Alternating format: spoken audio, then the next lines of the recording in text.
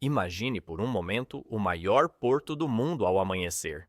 Dezenas de gigantes de aço repousam imóveis, com seus cascos brilhando sob a luz avermelhada do sol. Mas, se você observar com atenção, todos compartilham o mesmo segredo. Abaixo da linha d'água, todos são pintados de vermelho. Não é coincidência, nem uma simples escolha estética. Essa cor intensa e profunda esconde uma história que combina ciência, poder e uma tradição que remonta às origens da navegação moderna. À primeira vista, parece um simples detalhe técnico, mas por trás do vermelho dos navios esconde-se um código milenar, um símbolo que definiu rotas comerciais, guerras e fortunas. E embora muitos o ignorem, essa cor pode ser a chave para entender como realmente funciona o coração do comércio global. Antes de continuar, se você é apaixonado pelos mistérios ocultos no cotidiano, inscreva-se e deixe seu like, porque o que você está prestes a descobrir mudará para sempre a sua maneira de ver o mar. Durante séculos, os marinheiros descobriram que o maior inimigo do barco não era a tempestade nem o vento, mas a vida que crescia sobre ele. Moluscos, algas e crustáceos aderiam ao casco, criando uma camada viscosa que freava seu avanço e aumentava o consumo de combustível. No início, os construtores usavam breu, alcatrão e óleo para tentar evitar isso. Mas a grande mudança aconteceu quando se descobriu que o cobre tinha propriedades antivegetativas, impedia que os organismos marinhos se fixassem. Assim, nasceu o mito da cor vermelha. O cobre oxidado dava aquele tom característico, e sua eficácia era tão impressionante que logo todos os navios começaram a cobrir seus cascos com compostos derivados desse metal. Desde então, o vermelho não era mais apenas uma cor.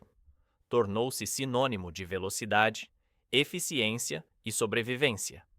Em cada viagem, esse tom significava menos atrito, menos combustível e mais chances de voltar ao porto com vida.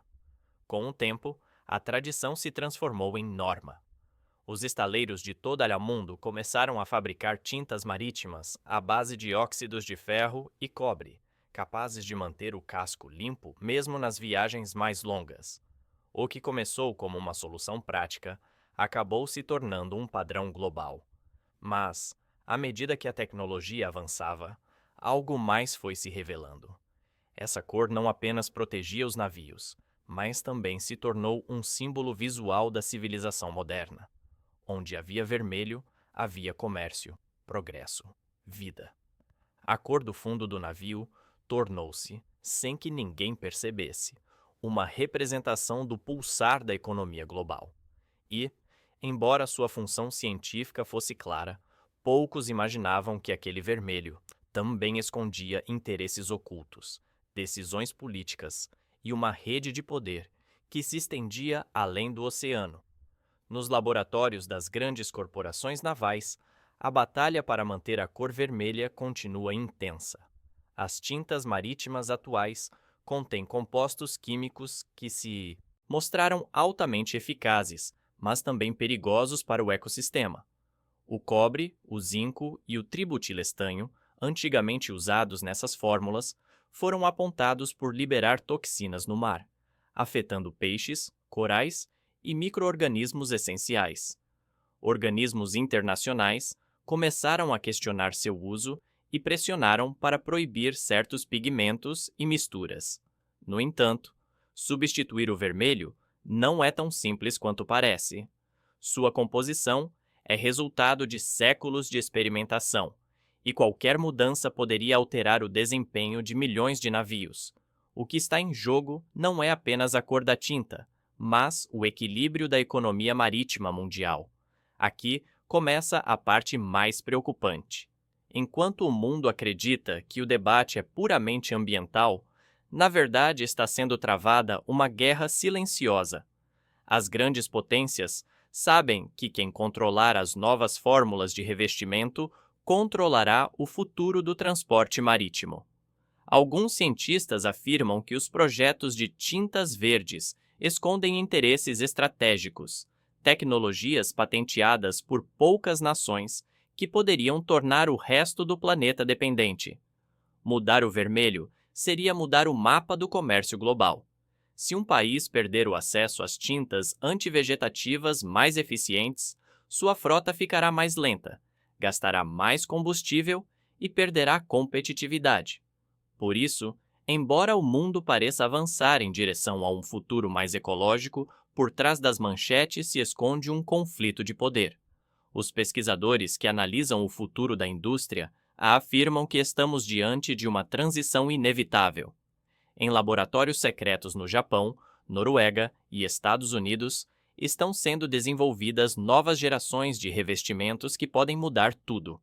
Alguns são baseados em nanotecnologia, outros em campos elétricos ou microbolhas que evitam a aderência de organismos. Mas todos têm algo em comum: buscam substituir o vermelho. No entanto, o vermelho não desiste tão facilmente.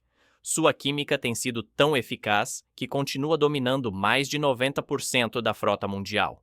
E enquanto as empresas falam em sustentabilidade, secretamente continuam fabricando as versões tradicionais, porque sabem que nenhum outro material garante o mesmo desempenho.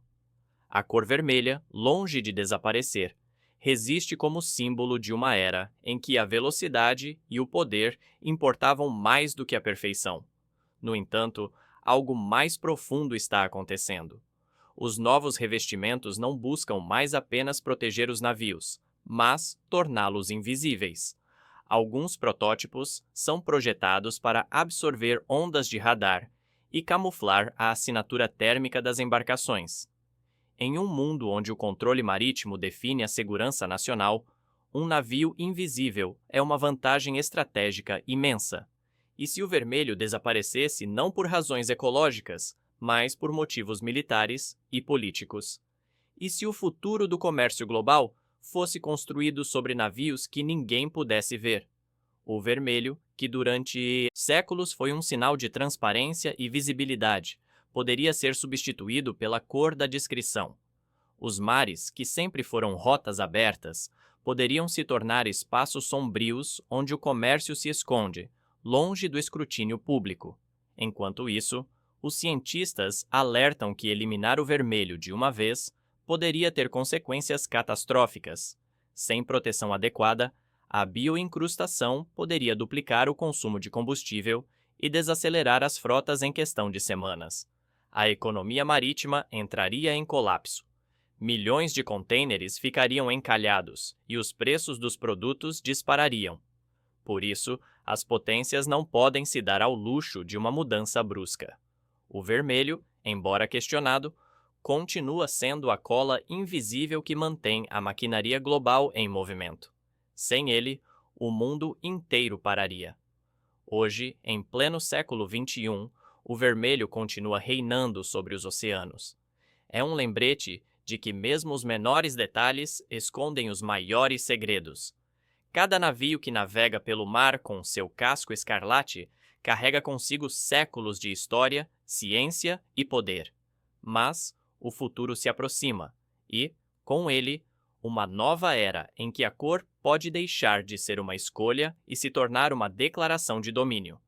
Talvez, em breve, veremos mares cobertos de navios cinza, pretos ou até transparentes, cada um representando uma nova forma de controle global. Quando esse dia chegar, o vermelho deixará de ser apenas uma cor.